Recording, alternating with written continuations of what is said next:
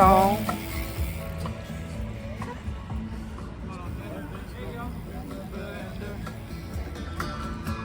And soon it will render. That goes in the passion that helps me hang on.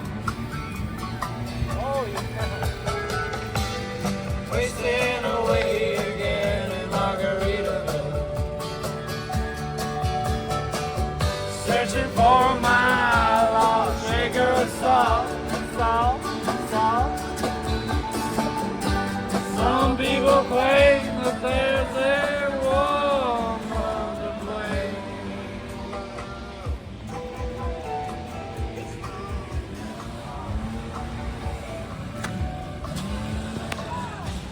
Some people claim that there's a woman.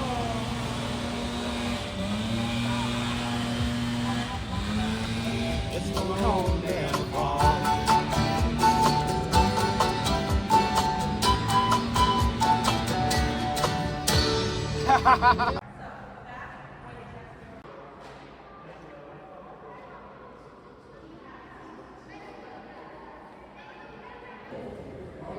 Record was broken for the longest person talking, 20 hours.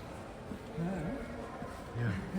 He's a member of the House, so then he votes with everybody else. And here they do things differently as far as voting, because they have to vote electronically, too many fingers to count. So they vote, if you notice where the inkwell was, there's a keypad, green, red, and clear button. They press those buttons, green, yes, red, no, clear, present but not voting. Then you see those panels at the front of the house on either side. It's a light bulb that lights up next to their name, green, red, or clear, depending on how they voted. Also, debate here is limited to 10 minutes and 10 minutes only. There's so many. Bills are introduced at the lectern in the front of the house, debated on the lectern in the back of the house. Under the red curtain, you'll notice what looks like a portrait of a painting. It actually is not. It's neither. It's the actual original battle flag from the Battle of San Jacinto. It was taken home by a man named Sidney Sherman, discovered by two of his daughters, given to his grandson then donated back to the state. And that's the original. Usually we have a replica that's up. We leave that one in darkness. But since it had been in session, we hadn't changed it out yet, so you're in for a treat. You got to see the original as it is, as it was.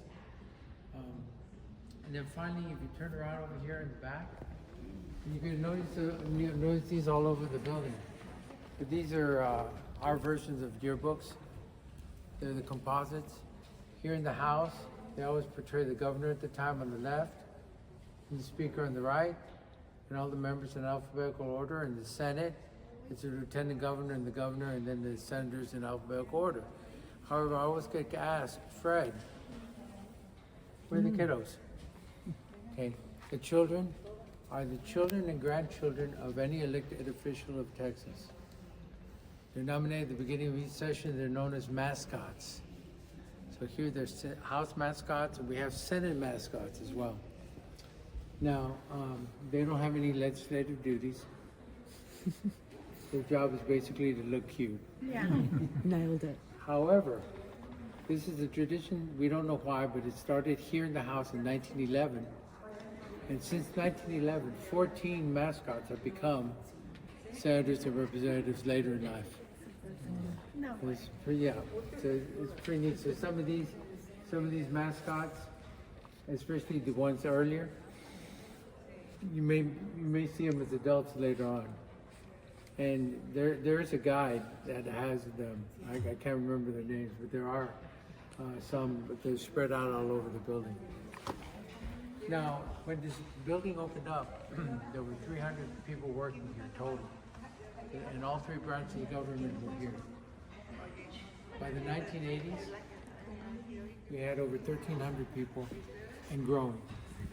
So we outgrew the space, so we needed to expand. So we had to build a new building, and that's the building that we're going to end our tour. 31 senators, They said that these desks, all these desks are original to the building, made out of walnut, and they're 138 years old. The two things have been added to them over the years, and only two things. Number one, black telephones, which didn't exist back then. But those black telephones connect them directly to their offices. So if they needed something, just pick up the phone and call. Somebody will bring it. And secondly, there's a microphone where the inkwell used to be. Now it has a microphone. Microphone is used because here in the Senate, senators can speak directly from their desks. And they have a limited debate time. They can speak for as long as they want. Why do they follow a few rules though? They have to be standing up, they cannot sit down, they cannot lean against their desks. They have to stay on topic, they cannot repeat themselves, they cannot eat anything, drink anything, or leave the table for whatever reason, even to use the restroom. If they follow those rules, they speak for as long as they want. There have been some records broken in here. I think one of the records was a little over 20 straight hours. Now, the senators sit by seniority.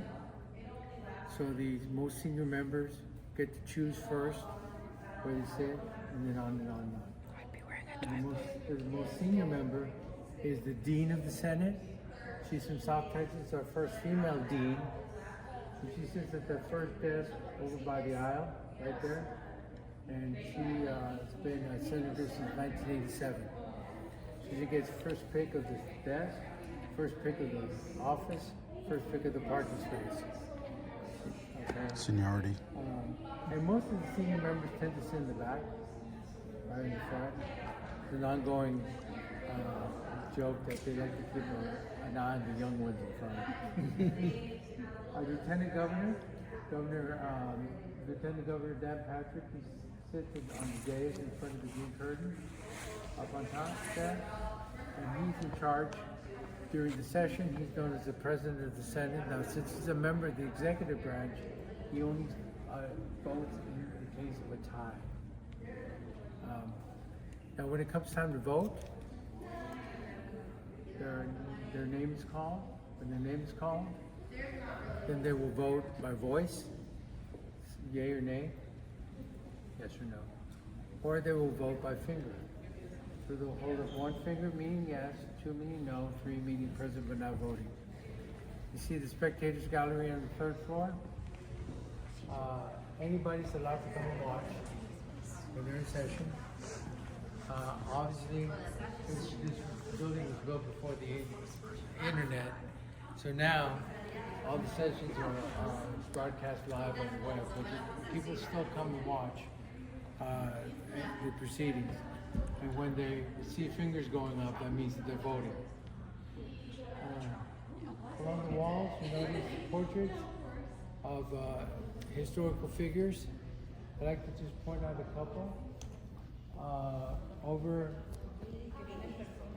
here in the front, big painting, man with a hand in his hip and the brown pants. That's Mirabeau B. Lamar. Mirabeau B. Lamar was our second president of the Republic. So he was in between the Houston sandwich, so to speak. Now, he is known as the father of education because he set aside a lot of land for public education. But more importantly, he's the reason why Austin is the capital. He wanted, Sam Houston was for annexation, and so he felt that Houston, east of us, was the capital. President Lamar wanted Austin to be, because he wanted Texas to stay as a republic. In fact, he wanted it to spread all the way to California, New Mexico, Arizona, and all the way through. He wanted all that to be part of Texas. And he felt that Austin was more centrally located. But at the time, the town was named Waterloo. It was later changed to Austin because of him. Stephen of Austin was his hero. And so he proposed that the name be changed to Austin. That's why It's now Austin. And then over here, tall painting, that's Lyndon B. Johnson. He was vice president under John F. Kennedy. When John F. Kennedy was assassinated, he became president and was later reelected. He's the only Texan to become president of the United States, native-born Texan to be president of the United States. A fun fact, all of his immediate family has the initials RBJ. So his wife's name is Lady Bird Johnson. His daughters are Linda Bird and Lucy Baines. And his dog was Little Beagle Jr. They were all LBJs. Back in the back, you notice two large paintings. These are done by Irish artist Richard Carter. He was an orphan. When he was 14 years old, he immigrated to the United States and came to live with his aunt. He later became an art teacher and what is now Mary Hardin Bailey University. And he decided to paint the two most important battles of the Texas Revolution. The Battle of the Alamo and the other one is the Battle of San Jacinto. This is called Dawn at the Alamo. This portrays the final battle of the 13-day siege. Some important people in here. This gentleman in the standing up, that's William Travis. He was 26 years old, the commander of the Texas forces, the regular army. Here's our old friend David Crockett, right here. And then over here was the third commander. He was in charge of the volunteers. He's in the shadows. His name was Jim Bowie. He invented the Bowie knife. Now, the reason he's portrayed in the shadows is we know he was very sick during the battle. In fact, he may have died even before the final battle. But the artist wanted to portray him anyway. So he put him in the shadows, kind of like fighting in spirit. Yeah, it's part of it. Walk over real quick and look. So this is the artist's interpretation of the final battle, which is the Battle of San Jacinto. It was a very decisive battle that took place 6 weeks after the Battle of the Alamo, and although the Alamo was a resounding defeat, this is a resounding victory.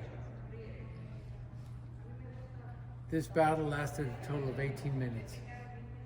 Our tour takes longer than what this battle took place. But the artist even interviewed some of the soldiers later on to get an idea of what it may have looked like. And so this is what he came up with afterwards. And this was fought between whom?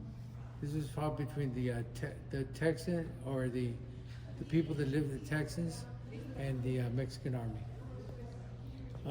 Now they were fighting for independence by the time this happened.